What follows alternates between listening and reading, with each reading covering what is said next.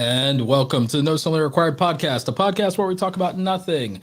And welcome your trio of hosts with a trio of topics this evening, starting with Romina with the not so good hair, Audrey, burn 'em all, Ember, and of course, your dark lord of the interwebs, the guy with all the jokes, here to roast all the things, Roberto Blake. Welcome to the No Something Required podcast, filmed in front of a live YouTube audience. Please like, subscribe, review, do all of the things. That was brutal. Wow, Roberto. That was brutal. Out of nowhere. Well, since you were dunking on Romina's hair before the show, yeah, Audrey, you're to blame for the joke and the roasting on her. Yeah, it's one thing to throw shade in private and another to do it on a public platform. Fair enough. Open the podcast with I can't even. But that's the icebreaker. That's what we do on the show. The icebreaker. The icebreaker, yeah. Yeah. I'm gonna break somebody's I'm all for the bullying Romina icebreaker. Wow. That's a way to kick off the show. I actually want to kick off the show by saying hi to the people who are already in here. Hi, Chris. Hi, Will. The usuals. Thanks for always being there. Usuals, the casuals. The casuals. So speaking of casuals, being casual, what is happening with Kim Kardashian? Why are we talking about? Well, because she's receiving some backlash for her comments these days, but her comments I think are being taken somewhat out of context. I mean, you'll see this, and I want you guys to then just give me your, unbiased opinion here. But I mean, this was a interview for Variety, speaking, to women in business, and here was wait a minute. Can you guys let me know if you can hear this? If not, I'll just share it with the tab where you can hear it. But this was what Kim had to say. No, cannot hear it.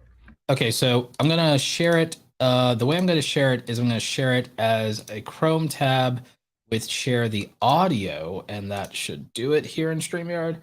So let's give it another whirl. Yourself with people that want to work. Have a good work environment where everyone loves what they do because you have one life. No toxic work environments, and show up and do the work. But let's actually watch it again from the beginning, because there's a couple of things here, and there was another line in here that I guess may or may not have picked up. Hang on. Let me refresh, and let's try this again so you can see the whole thing, because I think some part of it got cut off. But get your fucking ass up and work. It seems like nobody wants to work these days. You have to surround yourself with people that want to work. Have a good work environment where everyone loves what they do because you have one life. No toxic work environments, and show up and do the work. Okay, so when you hear that, and the context is she's doing an interview with Variety, and she's speaking to women in business. She's not speaking to the working class, speaking to people who say, I am or want to be an entrepreneur. What are both of yours takes on what Kim just said? Yeah, so this is like the equivalent of an addict showing up to a group and saying, I've decided to quit, right? And if you give them advice on that, you're talking to the right people. It's the same thing, right? So she's talking to a group of people who have already decided that they want to engage in this lifestyle where they have to work hard, right? And she's giving them the truth. She's giving them facts. So I don't see what the problem is. I mean, I think she was very honest. And I don't think she was even harsh, I think she was just stone cold, hard facts. I don't see what the problem is. Audrey? Dang, Audrey's like, where was this lifestyle for me. What's that? Wait, where was this published? Like, what was this Variety. for? This was for Variety magazine, and this was speaking to women in business. Okay. I mean, I don't see why people are mad. I don't care what Kim Kardashian Well, says. the thing is, everything she's saying is being framed and then put up against, like, held up to Need like your validation, ordinary people. Audrey. No. It's ordinary people that are commenting on it, and everyone talking about they're working 40-hour work weeks, earning minimum wage. It's like, well, you're not the audience, because she's saying no one wants to work. And then you have these tweets of people saying like, oh, well, everyone working 40 hours a week, earning minimum wage. Yeah, no shit. And it's like, that's not the audience. Like, she's not talking to you. Yeah, she's not talking to you. Themselves into being offended. That's the problem with like the internet. It just gets spread anywhere, and then people don't have the context, so it can just come across as like out of touch. But people don't have the context. People don't have the context because they don't feel like having the context. Do you know a lot of people a lot of people all say, and I think they believe this, and maybe they're sincere, and maybe their heart's in the right place. Everyone has this utopian idea that they're going to be, that if they were in charge, they would do things differently, and they're the perfect boss. But like, okay, if that were true and you were capable of doing that, so it's like, so wait, so you're capable of being this perfect leader, but you're not capable of working your way up the ladder or starting a business or raising capital or doing any of the things to be in that position. But if you were just magically elevated into being a leader, because you like, okay, you think you have the capability to be a great leader, but you don't have the ability to earn the place to be a leader.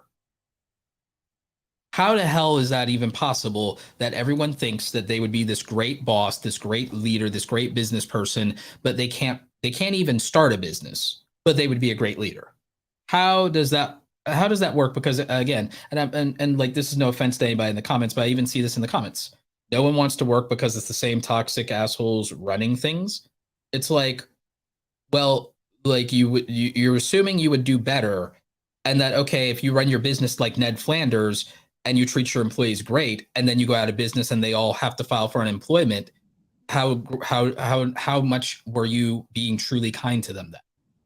I think there's a great boss that can't make payroll is not a good boss. Right. I mean, that's just a huge generalization, right? Thinking that it's the same toxic people who are doing stuff, who are in charge. I mean, yeah, that does exist, but there's also other places where that doesn't exist, right? I mean, it's a very similar situation that's happening right now to a group of my friends who work at a cafe that I go to. Mm-hmm. And they've all quit in the last month.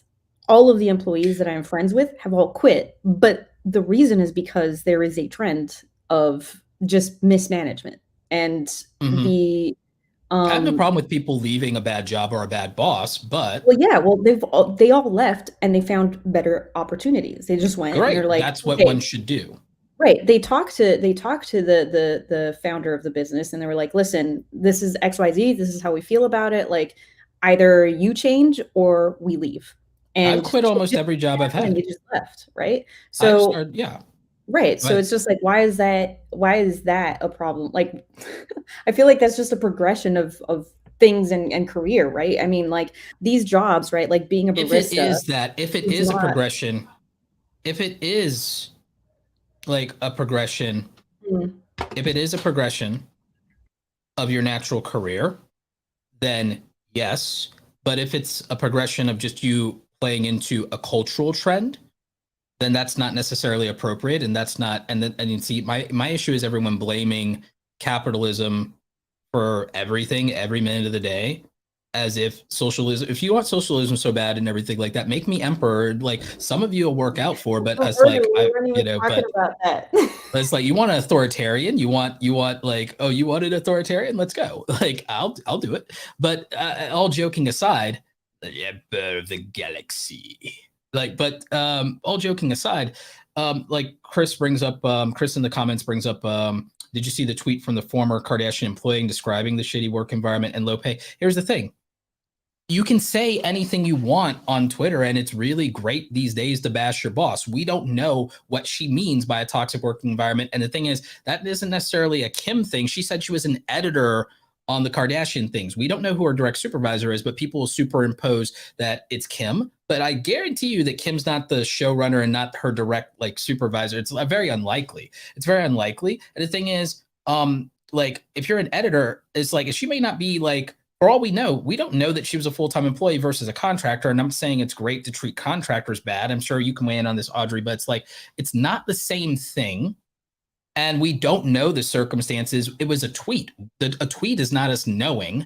And the thing is, well, who decides what low pay is? Who decides what low pay is? Because we don't we don't know. We really don't know any of this stuff. But people are so quick to say, well, she's wrong, or how dare she say that? Or even if she has a point, well, who's she to say that because she's rich? She's not talking to employees. Like, for one thing, the tweet that to the person that's the employee on the editing side of the show. One, that's not necessarily the same thing as working directly for Kim. Two, it doesn't contradict what Kim said, because guess what?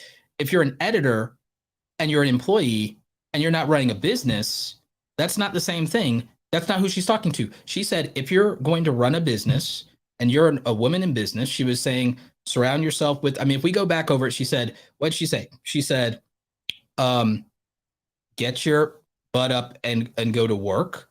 And she was saying that nobody wants to work. When she says that, she's not talking about the working class. What she's talking about is you have a class of, and I think people will agree with my point on this.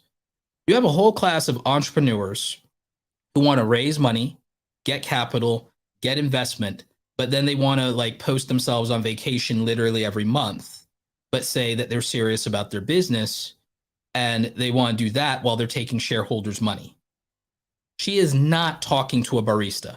She is talking to someone taking venture capital and posting selfies on Instagram every hour of the day and on Twitter and TikTok every hour of the day, talking to an audience and talking about what a go-getter entrepreneur they are, and going on vacation every damn month and showing off their highlight reel instead of doing the damn work to make their business successful. That's who she's talking about. She's not talking about the working class. And the thing is, what we have now is a culture where everybody is virtue signaling and superimposing the working class onto every conversation as if it applies to them. Like, Gary Vee is not talking to most of y'all out there and everything like that. He's talking to a lot of my peers in YouTube. Huh? He's not. Not a lot. Sometimes he is, and sometimes he's not. But when he's not talking to most people, when people take these sound bites of Gary Vee and say he's out of touch, they're taking sound bites from him on a stage where people paid $2,000 to be at that event. That event where they paid $2,000 to be at that event, where they also had to pay for a flight and a hotel room, is not a bunch of working class people who don't have $500 in savings for an emergency. Because how could it be? So he's not out of touch or speaking from privilege when he's talking to those people and telling those people to hustle or how lazy they are. He's usually yelling at them, telling them how dare they expect their employees to work harder than them. Was that the only thing she said on the variety thing? There was a larger overall interview, but this is the clip that everyone's responding to. This is the segment that everyone's responding to. Okay. But also, it is impossible to find good employees, but that's not necessarily the working class either. Because when we're talking about a brand like Kim's, that's not working class people for the most part that are going to be employees, because we're talking about a major brand. We're talking about a major brand. Average working class people do not work for the major brands, not when we're talking about, and when we say that, yes, if you're working at the Pepsi or Coca-Cola plant or Starbucks, I worked in advertising when it came to broadcast cable television, and even I was a rookie. And it's like the majority of this, there might be a handful of working class people in that industry, but it's like, and Romina, you know this, you worked in LA, and you know this, and Audrey, you work at, it's like, when you're talking about the high levels of the entertainment industry and the brands that Kim Kardashian and Kanye West and Pete Davidson and those people own, it's not working class people that are the employees that people are looking for. They're looking for talent. They're looking for talent, not non-skilled, non-specialized. We're talking about talent. We're not talking about, and again, when you say that, by the way, a lot of the people, and you guys in the audience, you may not know this. A lot of these people who tweet and tell you that they're working for a celebrity and they're getting paid low and everything like that, in their mind, low is them not making six figures. I literally have talked to somebody who said that they are just getting by and that they deserve to be paid more. And I was like, well, how much are you making? And their answer was $85,000 a year. But their answer to that is, well, because their boss makes so many millions a year and everything like this. Like, it's like, you're I mean, there's like levels to this, right? I mean, like not everybody needs to be making $85,000 a year, like just like base minimum, right? Yeah, that's not like they thought they should be paid more because their boss is making millions a year.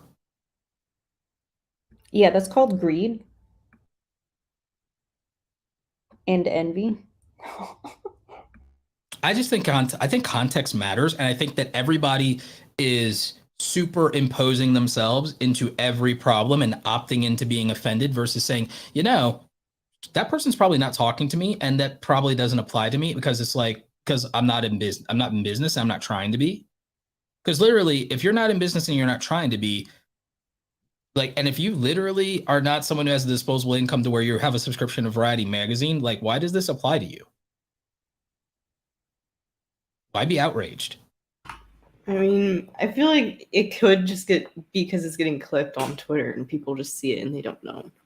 It's the same thing with like Gary Vee. Sometimes like the stuff he says just gets clipped and then, you know, it turns into a meme because you just took 30 seconds of a like 1 hour thing. Yeah. Yeah. Yeah. I mean, I don't think it, I'm, you know, I'm the first person who makes fun of everybody.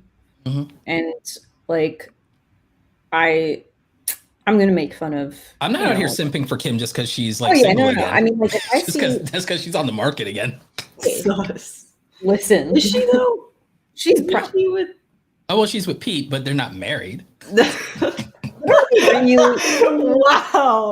You know, yeah. Nothing wrong with healthy competition.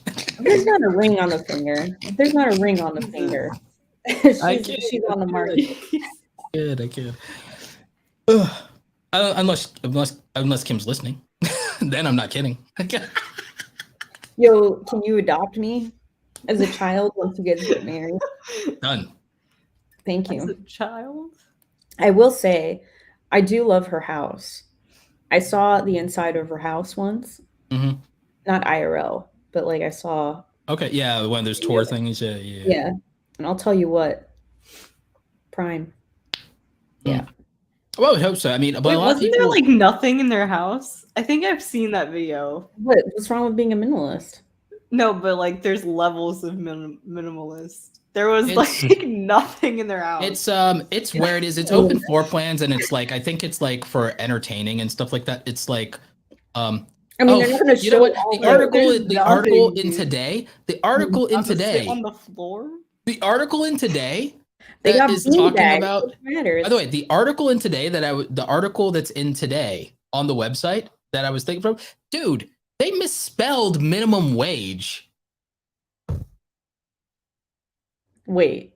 Yeah, this is one of the most heavily trafficked websites in the world, and it's like they misspelled minimum wage.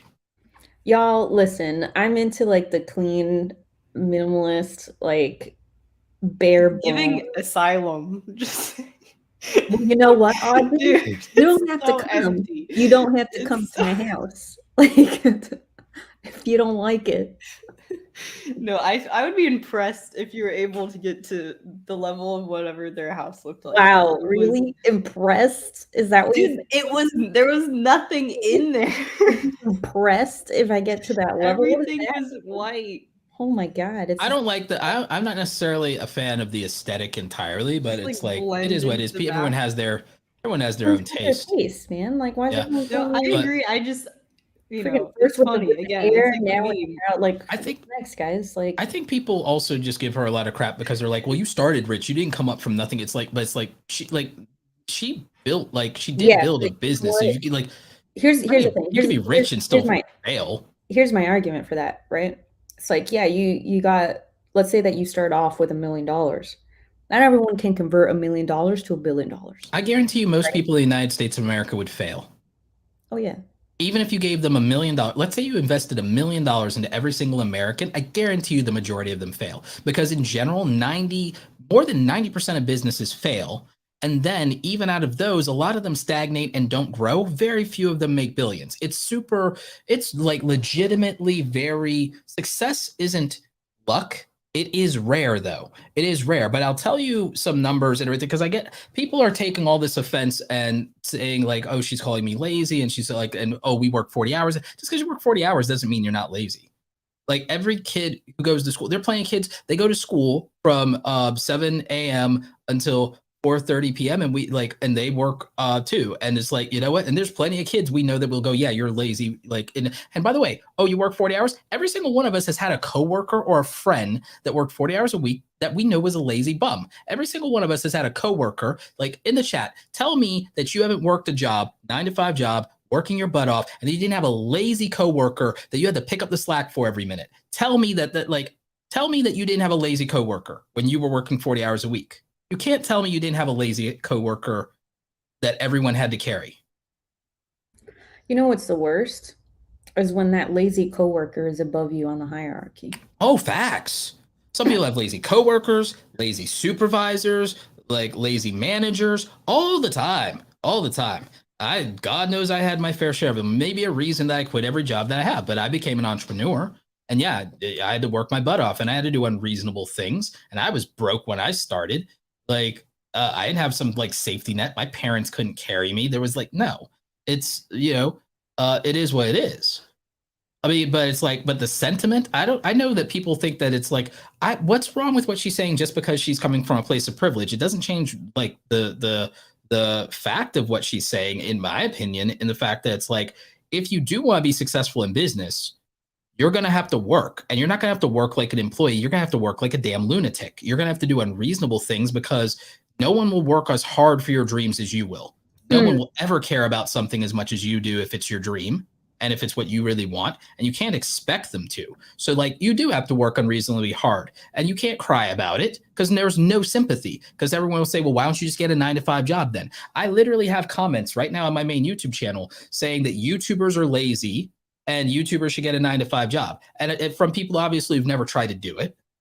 And I think a lot of people who work 9-to-5 jobs think that running a business or starting a business, even if you had the money, they think that it's easy and they think it's some great luxurious lifestyle. The reason that a lot of those people buy all their toys and their things is to make up for all the other sacrifices and all the other hardship and all the other things that they went through to get as far as they went. I see people giving the most wholesome YouTubers, iJustine, Mr. Beast, all these people. I see people every time they go out and they buy something or they do something, everybody, like a lot of people give them crap. And it's all these people who are feeling bad about their circumstances. They're feeling angry and jealous because, oh, look at these rich, entitled, lazy ass YouTubers, as if any of them could actually work as hard as these people.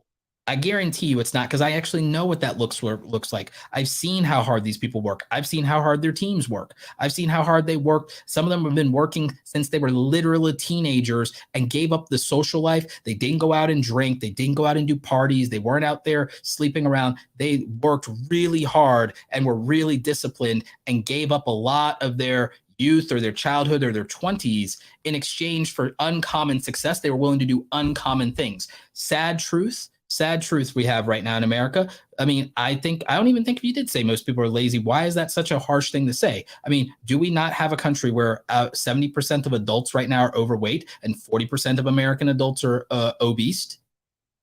Are we going to put that down to capitalism? Are we going to blame people's lack of discipline to even take care of their body and treat it as a temple? I'm not body shaming anyone. I'm just stating a fact. That is a discipline problem if we have those kind of numbers. We didn't have those numbers just even like a couple, like maybe 10, 15 years ago, we did not have those numbers. 20 years ago, we did not have those numbers. What has changed in our culture and our mentality as a society to get us to that place? And then like entitlement, actually not privilege, entitlement. Yeah, well, entitlement, but also privilege. Because we have access to things that we didn't have access to, let's say 2 decades ago, right? Oh, you mean everything with the internet? Quote unquote easier. Right? I see. Convenience, technology. I see. Yes. Yeah. But so we've established that being lazy is not going to help you get to where you want to go. But what about originality? Wink, wink. Good segue. Good layup. Oh my god. You guys, I'm gonna win a Nobel Prize for these For transition. for transitions. I didn't even see that one coming. What's on your mind, Audrey? Oh. Yeah, this is your topic. Yeah, this is your segment. Hold on, I'm remembering. So I think I wanted to bring this up because I had a conversation with someone when I was at that thing last week, and it kind of stuck with me. You mean the event, the Samsung Unpacked event in New York? Yes. Yes. The Samsung event. And I was talking to this girl, she's super nice, and we were talking, and she showed me some of her videos, and I commented and said something like, "Oh, like this looks like you were inspired by like Emma Chamberlain. Like it's definitely gives Emma Chamberlain vibes." And I see where this is going. And she was like, not in a mean way, but she obviously kind of got a little offended, frustrated, because she was like, everyone says that I started doing this before Emma Chamberlain. Like, I wasn't inspired by her. It's just we have. Then that means that you and her were probably inspired by the same source material, and by you, I mean the girl that you're speaking to. I think so. Like, I agree. That's what I was like. Is she in the same age generation as Emma? I think she's a little bit older, maybe like mid-20s. That would be in the same range as Emma, though. Yeah, I mean, would consume the same media. Yeah, that's basically. It was interesting because I could tell she was kind of upset by that, and this is a comment she gets all the time. And I mean, I think everyone can like relate to that. I think everyone gets compared to other people. Like, I got compared to Peter for the longest time. Still kind of, because it's probably because it's how people came to a lot of people came to find you because of that. Yeah, and then Cody went through the same thing. Yeah, and there's probably nothing. More so. I think at the time I honestly was flattered by it because I was like, this is awesome. Like, I like Peter's stuff.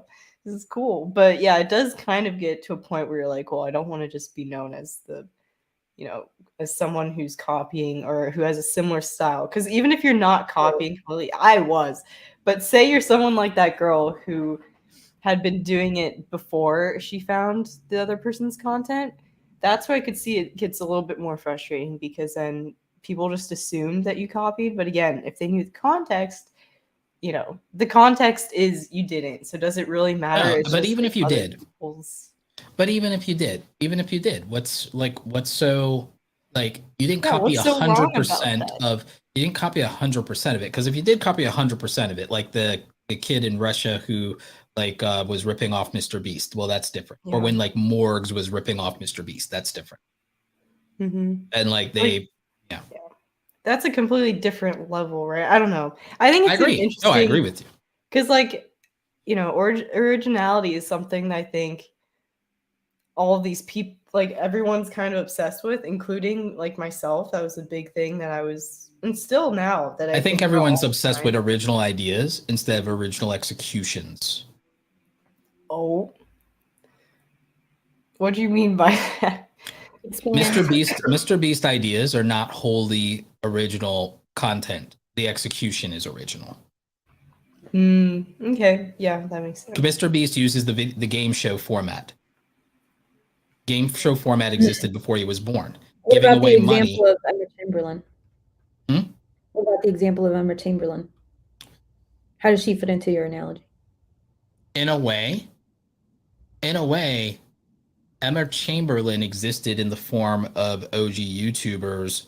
Her editing style, her content existed in the form of OG YouTubers. Her editing style did not necessarily exist in the form of those.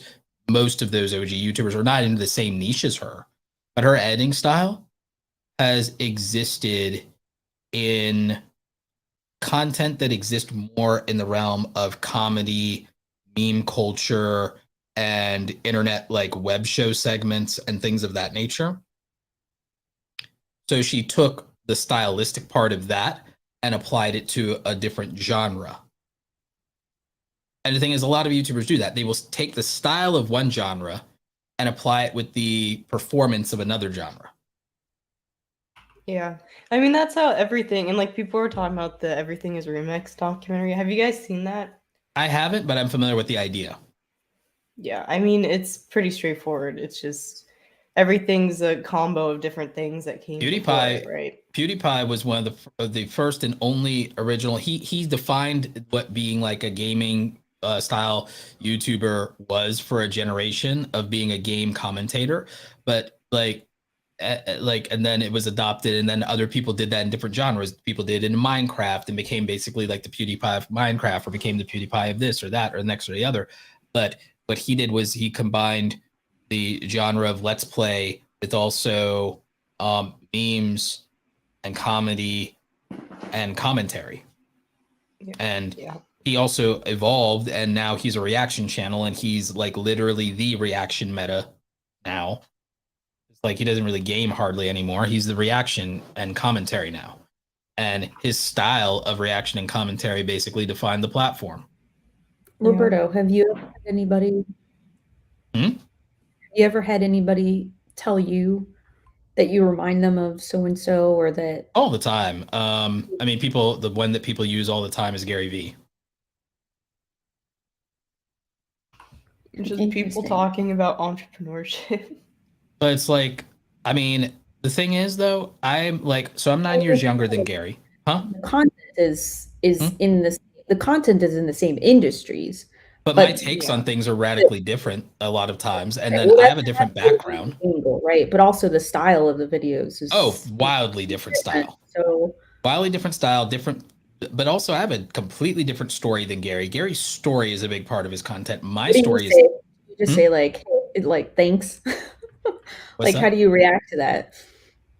Well, a lot of times I ask more questions and we just have like a conversation, and then it's like, I point out some key differences between us, or it's like, or what I disagree on or stuff like that. But I'm also flattered, but I'm like, I tell people, it's like, I only found Gary because everyone kept saying I sounded like this guy and I couldn't even pronounce his name, let alone had ever heard of him. Like, Gary Vayner, what? Like, I didn't know, I couldn't pronounce his name back then, and I was like butchering his name horribly back then, and I'm like, who? And what ultimately put me onto him in a serious way of like, I'll watch his content and more seriously, was an interview he did with Jared Polin, who was a YouTuber, largely inspired a lot of my content from the standpoint of how I learned how to make my videos look better, be better, what to buy more for the YouTube side as far as what I was going to buy. I'm like, well, I'm going to have to buy a budget version because I can't afford the things that Jared has. And Jared's like a very successful photographer and this, that. Now Jared's like actually pretty big. He's over 1 million subscribers. I was watching Jared when he was like 100,000 subscribers or something like that, or less. Over 1 million now. Met him a couple of times. He's a great guy. He spoke at Vid Summit a couple of years ago.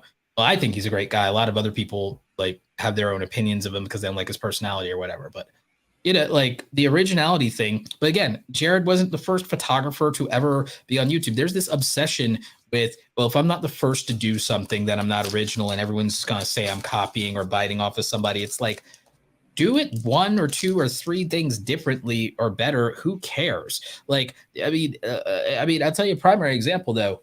In the YouTube niche, as far as YouTube growth stuff, which is one of the verticals I'm in, because I talk about the creator economy, there's several people who talk about YouTube, but we're all wildly different. Nick Nimmin and me, not the same content. Me and Daryl Leaves, not the same content. Me and Tim Schmoyer, not the same content. Me and Brian G. Johnson, not the same content. It's not even close. There's much more that differentiates me from my peers. Even when I make YouTube growth videos, my videos are not the same as my peers. And the thing that doesn't make me different is not me literally being the black guy.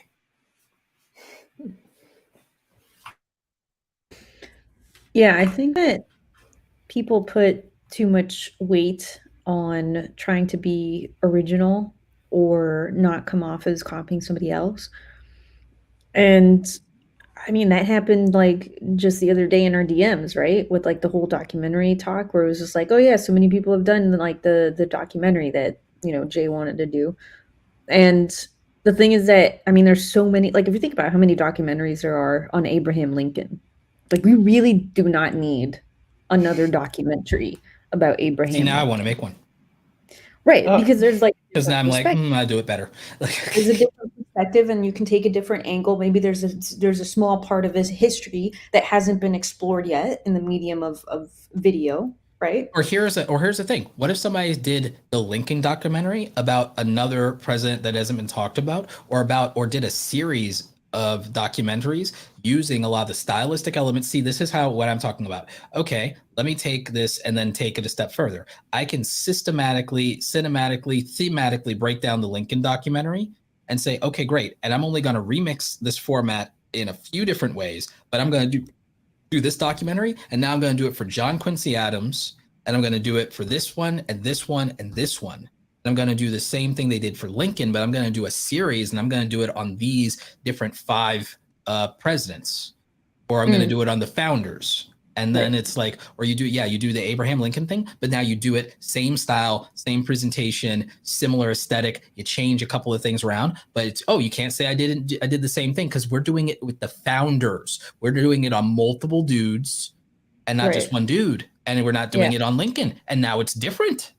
Right. And that's the point, right? Is that every time that that the same topic is explored, it's going to come out different. Because of your own experiences, your own perspective. And then also there's new research and there's new things and there's new equipment, right? And so it's like there's new ways of telling stories. So just real quick, Will Berry in the chat says that we can make one more documentary about Abe Lincoln and about the vampires that he hunted, which I think what? Abraham Lincoln Vampire Hunter. You've probably never seen that movie. Audrey doesn't know about asylum films. Abraham Lincoln Vampire Hunter was actually a decent B movie. Oh yeah, I mean, awesome. a lot of the from the same studio, they make some pretty decent parody knockoffs. Alternative history. I like that kind of stuff, honestly. Audrey, what do you think about all of that regarding originality? How do you react to being told that you are like so and so? I think before I used to get more upset because I was more obsessed with being original. I thought that being original, whatever that meant, would be how I would stand out. But I didn't really know what being original meant. Now I feel like being original is combining different things in a way that suits you best. Mr. Beast didn't rip off Squid Game, even though we saw those god-awful headlines claiming he did, and the Squid Game creator, again, loved it, supports it. But again, Mr. Beast Squid Game was different, because for one thing, he wasn't trying to recreate the show. It was, and then it's it was wholesome, it was very positive and light and uplifting, and he had his own twist on things. And again, there in the end, instead of the last one, because no one in America would know how to play the Squid Game, they did musical chairs, which is the most violent childhood game we have here in America. So it really is. So that's the difference between it's and by the way, I literally could theoretically, okay, what if I took all of our American pastimes and our American childhood games and our American nursery rhymes and just made America's version of Squid Game, but literally the idea, which by the way, Squid Game is, like I said, it's Battle Royale meets Saw. It's what do you think about the Battle Royale versus Hunger Games? They both took the source material, and the thing is, the Battle Royale author defended the Hunger Games author on this, and is no, because even the Hunger Games author was not actually even shy about where her actual references came from. Her actual references were to the Gladiator games. I mean, literally, the country is called Panem. It's literally the reference to the bread and circuses, quite literally. The districts were supposed to represent the concept of the republic. It was are you kidding? And it's literally, they have the arena that is literally to the gladiators, and the idea that it's a blood sport and it's televised, and it was meant to pacify the potential for uprising. That's literally just using the gladiator games and the concept of the Greek and Roman exploitation of the underclass by like literally throwing them to even the fact that they made they generated the animals, the beasts to go after them. That's about when they used to literally throw people, not even trained gladiators, but criminals, to be ripped apart in the arena by starved lions and bears.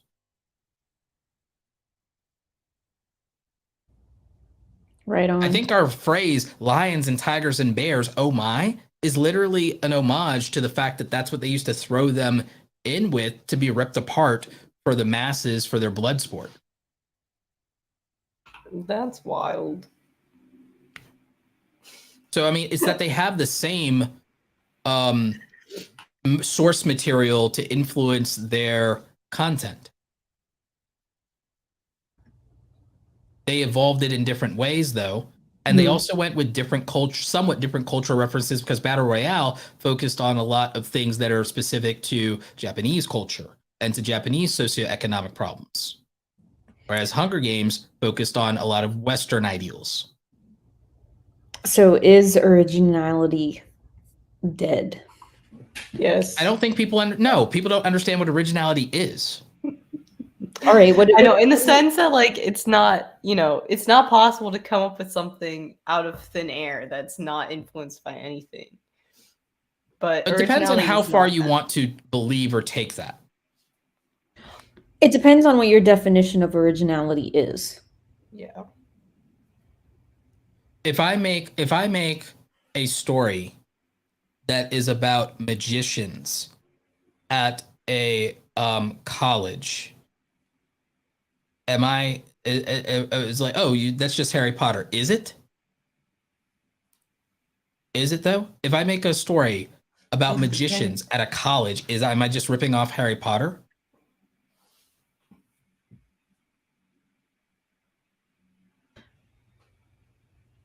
I don't. Audrey's like, right on broom.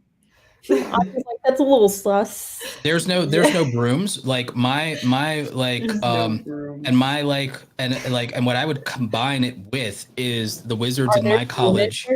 Huh? Are there dementors? No, but I would probably. Here's the thing: if I made a story about wizards at a college, the thing is, my thing would be. You would have Horcruxes.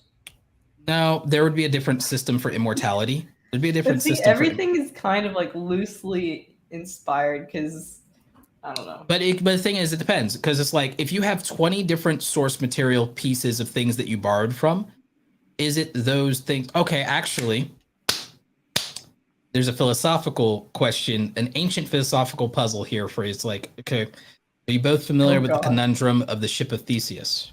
No. Expand. If you say yes, we're... So, you have the ship of Theseus. If you have the ship of Theseus, and the boards, the planks are rotten, and you replace every single board over a period of time, is it still the ship of Theseus? Yeah, it's just been renovated. Yeah. So, like, but is it the original ship of Theseus? It doesn't have any of the original materials.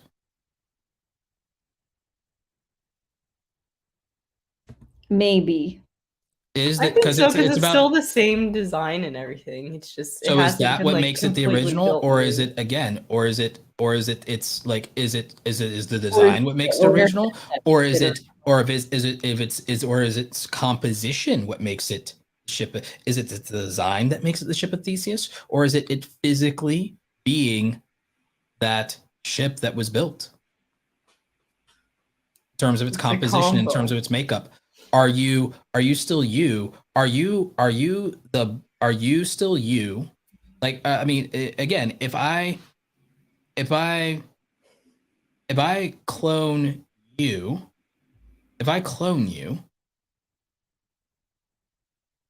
which one of you is the real you? What makes you you? Is it your biology? I'm me, and the clone your identity? Is just a spin-off. Is it? It has your entire DNA. It's but perfect at that point, duplication. I think that the argument there is which one came first. is that what makes something is just the fact that something came first what makes it original? No, but in this case, when we're talking about human, I think It's so. like if the clone lives their own life and has their own like memories and has their own thing, are they less valid? No. Even though they were built off of your template, your DNA, your capabilities, your They're not, but they're biology. definitely inspired by, you know. But what if the clone never met you, never interacted with you? Look, I've watched Never Let Me Go enough times. I know where the story goes, all right? Like what makes something original? See, people can't answer that. I think your perspective. Yeah, It's like your input. That's what makes it original. But again, people are acting as if it is possible, even as a human being. Here's the thing. Okay, all right. As a human being, aren't we influenced by like you're an original, but it's not as if you have all of your thoughts that have never had any outside influence. The thing is that if there are any clones of me and they've been created unauthorized, I'm just going to kill them all because I am the original one. Like they do not exist. You're more valid than them. No, it's not that I'm more valid. It's just that I don't want them to exist. There should only be one of me. Don't they have the right to exist? Listen, Roberto. Whatever it Romina is, just admitted to murder on our podcast. I've admitted to murdering. I stand for clone rights. Things. I stand for clones' rights. Flat out said she'd murder another human. I'm an advocate for clones' rights. If that AI has autonomy and shows feelings, then it's a living thing. It is a sentient thing, and you killed it. See, but you're willing to do the same thing to clones. Human right now to whatever that bot name was. It yet. Audrey already did it. No, we are not equating. They're not the same thing. It's not the same thing at all. Audrey's got blood. No. I'm an advocate for clones' rights. Y'all, you know what? Well, Marina's not. I support the clones. I support the clones. Is it possible to clone people? Yeah, it's possible. Oh yeah, we've been able to do that for. They're working. It's the problem is that there's like a bunch of laws. Ethical quandaries. I wonder why. Because of people like me. Yeah, we've literally had a prime example. Well, here's the thing. All right, so Audrey, do you know Never Let Me Go? No. So the story of Never Let Me Go is that it's clones that are being harvested as organ donors for their originals. That's the whole premise of Never Let Me Go. And it's like it explores that ethical dilemma of the thing is, it wouldn't have been unethical if they had just made clones that they didn't have living these lives, and if they had made clones that had never had any boarding schools. If they had had clones that never had any brain activity, and they had just went that route, then there wouldn't be a problem. Did they do that? Why didn't they just do that? Because then there'd be no movie. Because then there'd be no movie. Because I've already solved the. No, it's not even the movie. It brings up the same dilemma that happens with other things like, Dr. Kevorkian and abortion. Like it's the same thing where it's like deciding at what point is a life a life and who gets to terminate that life. And is it a good enough reason, right? Because like if you're just like test tubing organs, right? Then it's like it takes away that we crossed the line into playing God a long time ago. We might as well go full tilt. I mean, I really wish they would have done it. And if he has a problem with it, I'm sure he'll let us know. I mean, I don't know why we keep playing with human DNA. Like, why are we not just creating dinosaurs? Because I would really like a little like. That's true. We should just focus all of our attention on that. We should focus all of our energy into making me a great host body that allows me to ascend to my rightful place as the ruler of all things. Like, imagine if I could just make me as powerful as possible. I could just have like a 1-inch stegosaurus, like a tiny little stegosaurus, and I could just have him like on my desk, Isn't that animal exploitation? Why is it animal? So what? Having a poodle is animal exploitation. Yeah, probably. I mean, they've already banned English bulldogs. Yeah, so. I know, unfortunately. Yeah, no, I mean, again, I kid, but it's like, I'm like, you know what? Why not? Like, why not? Like, I mean, I guess people's biggest problem, whether they want to admit it or not, is the thing is, well, this will help the rich live forever, and then they think they'll never usher in the utopia. The utopia is a scam. The utopia is a scam. Like, so screw it. I don't care about the utopia. I don't care about that. Like, the system will change by virtue of inertia because there's no such thing as a static universe. The way that the cosmos works is the cosmos will dictate change incrementally as it's always done, and technology will do it at a macro level and exponentially change things as it's always done, and that will be that. And we should really just go ahead and do as much as we can and enjoy the ride until we give birth to the machine intelligentsia, because that's really our only purpose. And are you going to be the supreme leader when that happens? Depends on how lazy I am. That's a self-report. That's up in the air. All right. I'm thinking of rich. I think we should dive into our last topic here, which is ASMRists.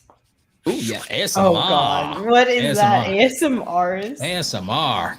No. What, Audrey? I actually have a couple of clients who are like doing this, and it makes bank. It's like if you get it right, it Oh, makes yeah. bank. Tell us the numbers. I mean, it's much better than the average YouTube numbers. It's definitely up there in terms So of how does that work? Because, well, I guess because I feel like if you actually care about ASMR, like if that's the majority of the content that you're consuming, you probably subscribe to YouTube Premium, right? Yes, and the thing is, people are underestimating. People are underestimating how well YouTube Premium pays for long form. If you do exclusively long form content, YouTube Premium pays very well in proportion to the amount of viewership. Proportionately, people don't understand this. Proportionately, no one thinks about YouTube from a proportionality standpoint. They always just think of it very, I guess I want to say linearly or very directly. They just, but they don't think about it. They kind of like don't even think about it. That's true. They really don't, because again, I mean, it's like a thing, like everybody just goes straight to AdSense. Like everyone's like, oh, right? Even with that, they don't understand the difference between niches, and they don't give credence to how drastic it is. Yeah. Like, I mean, if I show you this, hang on, I'll show you from my podcast, my solo podcast, I should say. So this is from the Roberto Blake podcast channel here. You can share this on screen if you want, Romina. So the average YouTuber, we all know this. The average YouTube CPM is usually between $2 and $5. In fact, actually, if either of you don't mind, like, because again, like only if you're comfortable, like, what do you guys get on your CPM rates on YouTube generally? I have no idea. Especially because, well, number one is on my main channel, I'm on hiatus. I still get paid. Which don't go longer than 6 months without uploading, or you won't, though, because the AdSense program works that way now. Oh no, I mean, I'm still getting paid. I'm saying you can longer than that. Go ahead and upload something, because I'm telling you that now there's a new policy and they might be reviewing your channel at any point. So what is a good CPM? Yeah. Here's what's normal. What's normal for most YouTubers, and you've heard people come out with this, because most YouTubers are in entertainment and gaming and vlogs and other stuff. Like, the average YouTube CPM is between $2 and $5, which means on average you make between $1 and $3 after YouTube takes its 45%, which is like almost not, and that's most YouTubers, and that's most types of content, because you all know what's the biggest niche in YouTube in terms of number of people doing it? Entertainment. But specifically, what's the biggest niche? Gaming. Oh. Yeah. And the thing is, it's also the lowest effort content. Gaming fit into? I mean, yeah, I guess. Yeah, it's entertainment, and it's also the lowest effort content, and it pays the least, generally speaking. And the things that pay more are all harder to do. Things that pay more are all harder to do. So what do I mean by that? You want to get paid really well in YouTube? Well, here's what pays well. What pays really well in YouTube is business and entrepreneurship. You have to actually know something and be successful, or you can't be that credible in it. Crypto pays well if you don't get demonetized or disqualified, because you have to be legit in crypto. You can't spread misinformation or scams. Legal does. Home renovations does. Real estate does some of the best. But you know what the disqualifying factor from making that content is if it pays so well? And when I say pays well, I'm talking 20, 30, 50, $80 CPMs. Software. You know what disqualifies people? You actually would have to have experience or money. You'd have to actually be good at something, have a career, have experience. Because again, if you're making that content without that background, why would anyone watch it? Why would it be good? It won't perform. It doesn't matter. You know. Do you want to know what my CPM is? What is it, Audrey? Then I'll explain mine here. 9.27. 9.27 is actually really good, because a lot of your content technically is perceived, I would imagine, as also somewhat related to tech and video and photography and filmmaking, and about 8 or 9 is usually a good spot for that. Yeah. So this is what you're showing on the screen now, this is for a specific video though, right? This isn't the No, this is the overall channel in the last 28 days. This is not even a specific video. What I did was I clicked on the CPM, and I'm showing you that the CPM video analytics at the top. This is for a video. I feel like it'd be cool. Oh wait, this is for an individual video. I'm sorry. Let me show you the entire channel. Sorry, that was a specific video. Someone made a graph with like all the different niches and what they're. I'm working on that. I'm working on that, by the way. That's cool. By the way, without me doing anything, there are individual days where the CPM can spike without me doing anything. Revenue as well. But the CPM can spike without me doing anything, because you can see that there are days, and this is like, I have not streamed during these days, because like March 9th, I didn't do anything. The ad rates change. They are not static. It's not a locked in thing. They fluctuate. And this is not me doing content. But here's another thing on the overview, or rather the revenue overview that you guys need to see, is I haven't uploaded since a good minute. I mean, the last time I uploaded was about maybe 2 or 3 weeks ago, or live streamed was, because I took a little break. But it's about 2 weeks. Actually, it's about 2 weeks. But here's the thing. The YouTube premium revenue, I have not gotten that many views in the last 28 days. In fact, in the last 28 days, I've gotten maybe 2,000 views, right? So 2,000 views is not a lot of money, but I have a really good CPM RPM. So on 2,000 views, I made like pretty good money, because I'm getting like $15 for every 1,000 views as far as what I keep. And my revenue potential is very high. But what this means is, okay, well, how many of those 1,000 views were YouTube premium views? I have no idea how many of those views were YouTube premium views. I don't even think I can find out in advanced mode how many views. Yeah, it doesn't let me it doesn't tell me how many of my viewers. I wish it told me how many of my viewers were YouTube premium viewers. But the thing is, for the views I did get, the revenue that came from YouTube premium still represents a really good amount of money when you think about it, from not even a ton of views.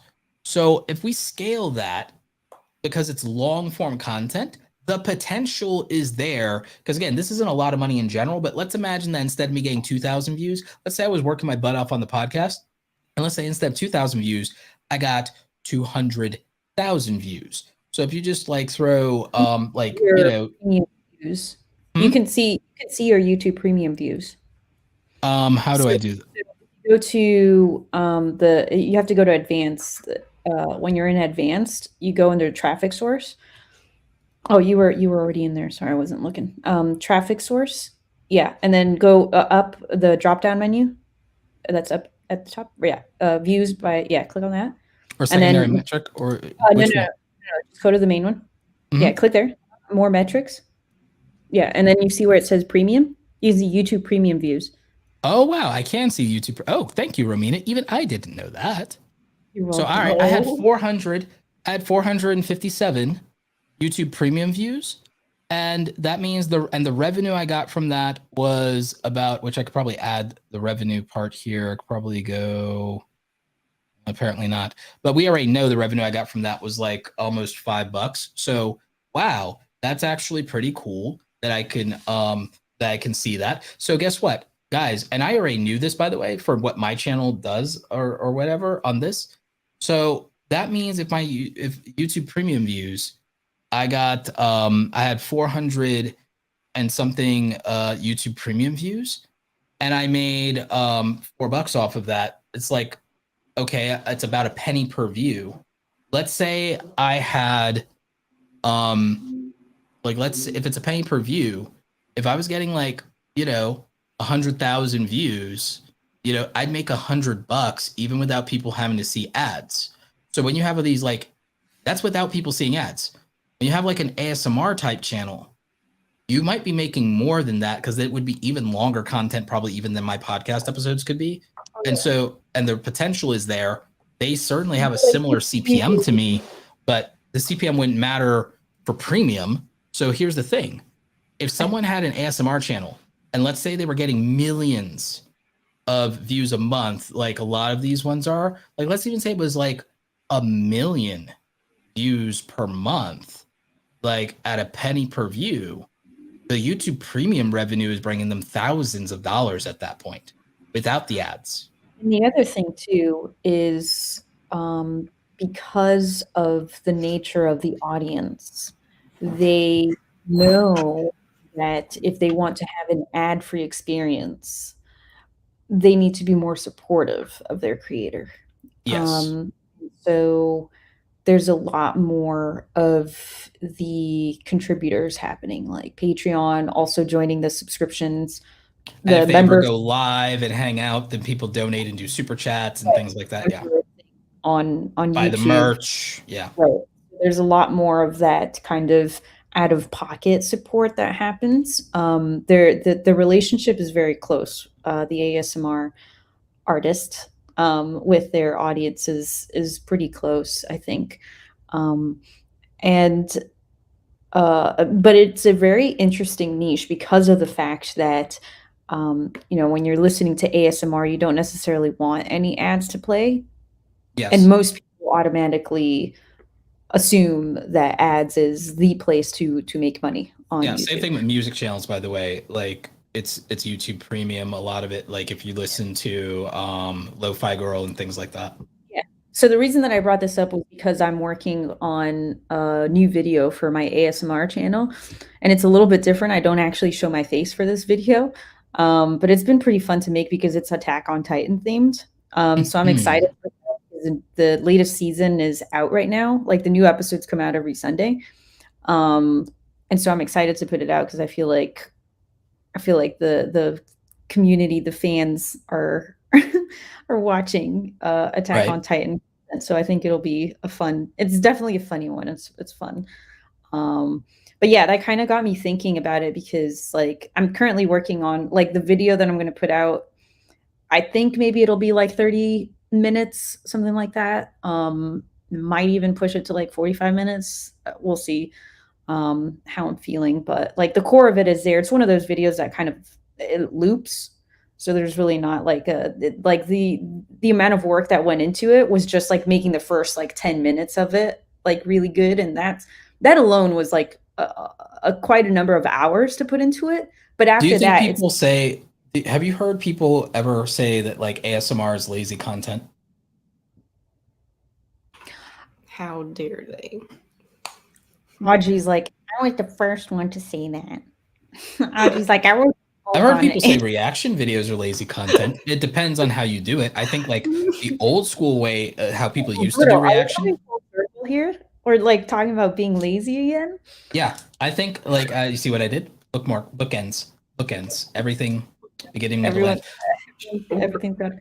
Yeah, continue. But like the thing about it is, I've heard people say reaction content is lazy, and I think that the way a lot of the streamers on Twitch do reaction content, I'm not going to name names. We've done it. We've talked about it in our DM group. a lot of the Twitch streamers, not all of them, but a lot of them, the way they do it, there is an argument to be made that some of them do reaction stuff lazily, but then there are people who do reaction stuff extremely well, and it's well made, well produced, and it's not lazy content. Graham Stephan, Mr. Beast, all kinds of people. I love a lot of the Black YouTubers that I watch that react to most of them, they react to, God, who am I thinking of? CJ the Champ, right? A lot of them react to CJ the Champ, who makes really great meme review type anime videos and stuff like that. He's like really good, like straight up, like for the culture, all this good stuff, like really funny as hell. And like a lot of the Black YouTubers who react to them, their reactions are like really good. And it's like their reaction videos, really good. And they do put effort into their reaction videos. And I don't think it's lazy content, but people like to say it's lazy because they're only reacting or responding to somebody else's thing. They're not making anything. I've heard people say commentary is lazy because all you're doing is talking about people more famous than you. But like that, like editing is still like work. Like editing is still work. I think it depends on the artist as well, like the ASM artist, like to specifically talk about that, because there's just one girl, her channel is Atmosphere, and she does like cinematic ASMR videos where it's like she actually has series where she has like a certain like a story arc that follows, and if it's serialized, so if you follow the story, you want to know what happens next. So, and like she's writing scripts. Sometimes she has other people come in, but she mainly plays like all the roles. She does the makeup, she does the wardrobe, she does the set, the props, like everything. And then she's got like a lot of green screen work and like panning. So like she actually creates an atmosphere, right, of the location of where her stories take place. And Right. she's got stories from like, I mean, she's got stories that are like in the middle of Israel or like Egypt, and then she's got like stories that are out in space. Like she had one where she was like an astronaut, like floating around in a space station. So I don't know like, how to no, like, I understand what you're describing. Almost even that sounds reminds me of awesome. like, yeah, what you're describing sounds to me of how like Dream changed Minecraft. Right. I mean, it's like one of those things where it's like, okay, yes, like we have like some of the ASMRists that are literally just tapping like glass in front of a microphone, and that's all they do for 15 minutes, right? But then we all, which I'm not like, I'm not belittling their work at all. No. But then like People can then say we what they want about Amaranth. Amaranth is brilliant. I mean, then at the same time, we have people like Atmosphere that are out here making literal movies Yeah. for free, right? Yeah. So by themselves. That's the other thing too, which is like, it's mind blowing, right? That like one person team, which is like in quotes, because like I'm sure that maybe every once in a while she might get somebody to help her with something, but it's like what, 2-3 people to help on something like as production intensive as that. It's still wild, right?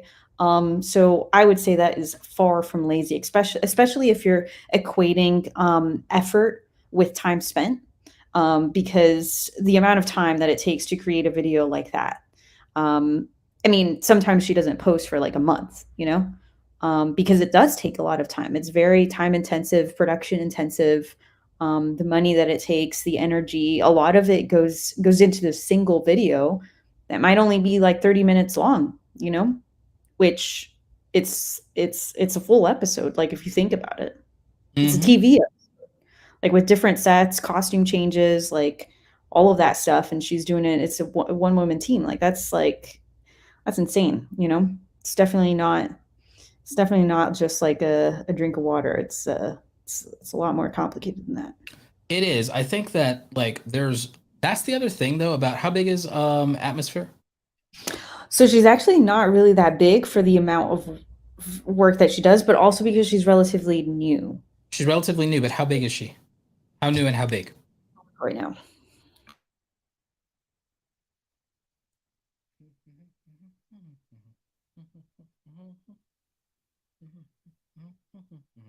Like something I keep thinking about though, by the way, I've actually like gotten some people to start spinning off from some of their other content to ASMR or reaction content, because I'm like, you have a big enough audience that you feel trapped in your niche. I'm like, you're you have the talent to be an internet personality, and you'll start off with like 10, 20,000 people from your bigger audience that are ready to support whatever you do. You take them, plug them into, and then you get to be one of the fastest like spin up ASMR or reaction channels, and you get to be part of the larger meta. You get to do something really different, and you get to do something that you can be like maybe like has a longer shelf life than your niche itself might have. So I've been like taking people that feel like, okay, the niche that I'm in can only grow so big, and I'm like, okay, well, you can actually go into reaction and you can go into ASMR, and then you can harness that and go big. Or okay, not big but profitable. Oh, you're in this unprofitable niche. My answer to people has been do a podcast, and don't necessarily do a podcast exclusive to the niche that you came from. Do a podcast and be a host, and you have conversations or guests, or you do something that's broader and can pay better. And that's been working out for people. That's like been working out really well for people. So this is Atmosphere, and she's. Well, what do you mean she is not that big? She's at 500,000 almost. Dude, Yeah, what? Well, when How I long has first she been discovered around? her, she was under 100K for like almost a year. It was insane how little she was growing. It just took a little bit of time, but it looks like she's on her way and she's getting it, and this like, and it's well deserved, and it's like. And when I say she's new, I really mean relatively, like comparing to other people who have been on the scene for like And she 8 or doesn't 9. show her face, right? It's that she makes the No, she cinematic. does. Okay. Yeah, she plays like all the different This characters, is but awesome. like just stuff This like is this, insane. right? So she's just like panning the camera, where you're just like, okay, she's like walking by herself, like on a treadmill. I don't know how she does this, right? I mean, this is all like green screen stuff, but she does This all is this virtual production. This is stuff CoffeeZilla is really into. He'd obsess over this. He'd love this. Yeah. So it's really fascinating stuff. And this is just like, space themed, but like there's a bunch of other ones where it's like more classical stuff, like Is it the space Victorian. theme stuff that put you on to her? Because I know Oh you're yeah, a when space head. I first discovered her, I think she didn't even have like 10 videos. And like one of her first videos was like, I think it was something like, I'm repairing you or something like that, right? It was like something like that. And I was so fascinated by, because she had like this thing that was like talking, like it was like Hal, right? Oh, she was repairing a robot. Yeah, it's like something like that. That's what I remember. That was like one of the first things that I saw of hers, and I was like, oh yeah, like this is, I can see where this is going, because this is like the kind of stuff that I originally wanted to make on my channel. And like I already saw that she was doing it, and I was like, okay, she's doing a much better job than what I am capable of doing right now.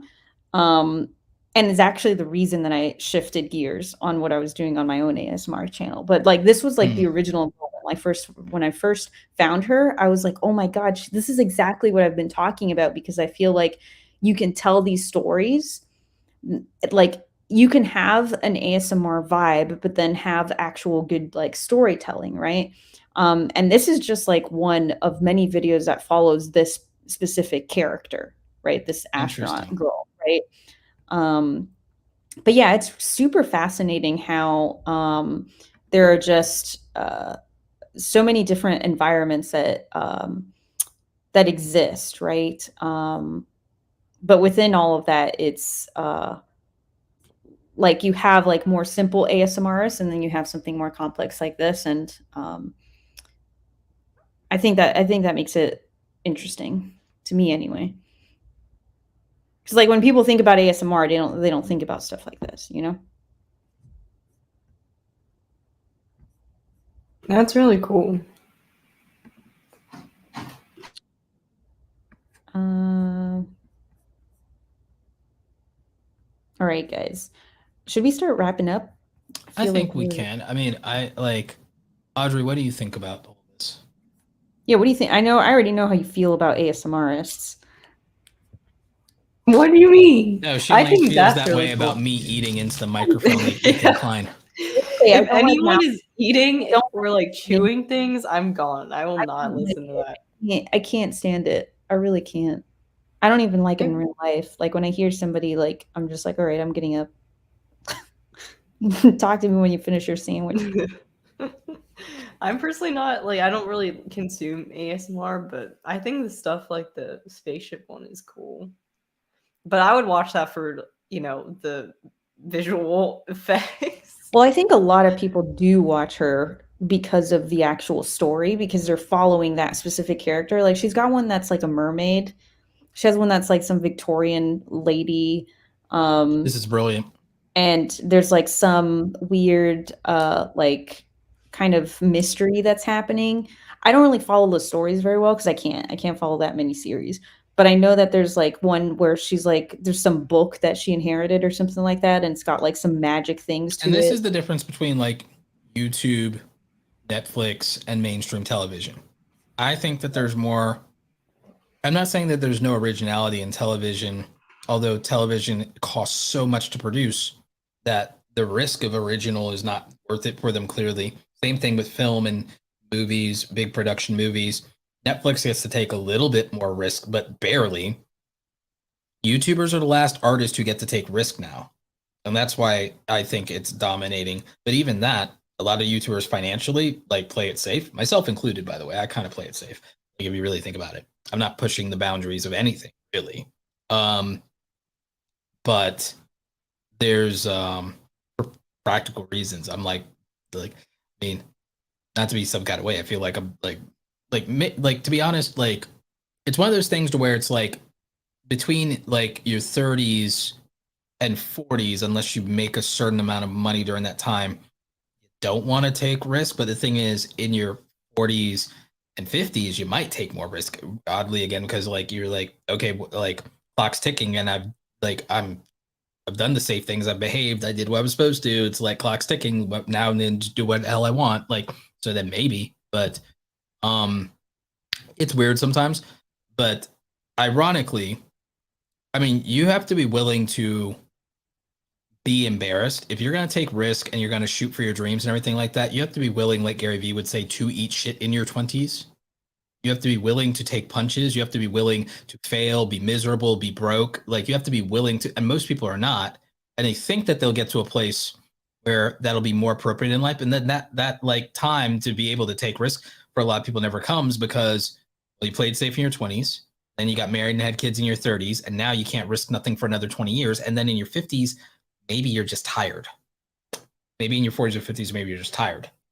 So again, you always, that's the real risk is not swinging.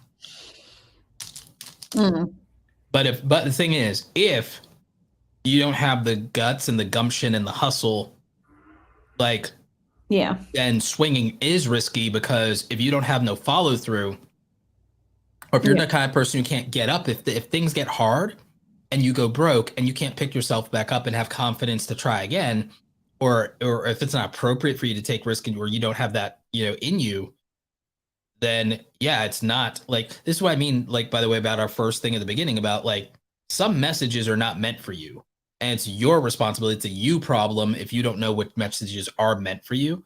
But I think that people just are not serious about like saying like, one, I don't think people are realistic about what they can and cannot do, meaning they shoot too high or they shoot too low. There's nothing in between, apparently. They shoot too high or shoot too low. And then I think people have a horrible relationship with failure to where they're not willing to risk failure and embarrassment. I think people, I mean, I think it is somewhat reductive to just put it down to being lazy. I don't think what I have to say is that much more kinder, though, because I think it's a combination of laziness, lack of self-awareness, and also some cowardice that really holds people back. I think that that's the biggest problem. I think it's a lack of self-esteem. Like, and I speak even from experience with that, by the way. I think it's a lack of self-esteem, a lack of self-awareness, and a lack of work ethic, or some combination of them. I think people refuse to take any ownership of it. I think people have this very naive, ridiculous idea that if you gave me $1 million, I'd be successful too, or you gave me all this money. It's like, no, you wouldn't, because that's not even true for the people who were handed that.